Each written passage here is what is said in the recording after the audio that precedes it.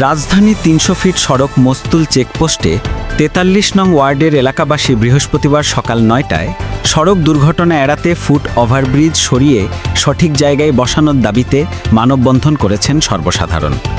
মানববন্ধনে এলাকাবাসী তাদের বক্তব্যে বলেন, আমাদের মস্তুল পুলিশের চেকপোস্ট ছিল আগে, এখন এখানে কোনো চেকপোস্ট বসে না পুলিশ। বালু ব্রিজ হতে পিঙ্ক সিটি পর্যন্ত বেপরোয়াভাবে গাড়ি চলাচলের গতিবেগ, মোটরসাইকেল রেসলিং সহ দ্রুত গতিতে গাড়ি চলাচলের কারণে প্রতিনিয়ত ঘটছে দুর্ঘটনা। মানববন্ধনে এলাকাবাসী আরও বলেন, আমাদের এই রাস্তা পারাপার ফুট ওভারব্রিজ সঠিক ব্যবহার করতে পারছি না, কারণ ব্রিজটি সঠিক জায়গায় না দিয়ে প্রায় অর্ধ কিলোমিটার পশ্চিম দিকে করা হয়েছে, যা জনগণের কোনো কাজে আসছে না। সুষ্ঠু ট্রাফিক ব্যবস্থা ও প্রাণঘাতী দুর্ঘটনা প্রতিরোধের দাবি। আমাদের দাবি সঠিক স্থানে ওভারব্রিজ নির্মাণে জোর দাবি জানিয়েছেন এলাকার জনসাধারণ। বক্তারা আরও জানান, প্রাণ বাঁচাতে দ্রুত সঠিক স্থানে ওভারব্রিজ নির্মাণ করা জরুরি।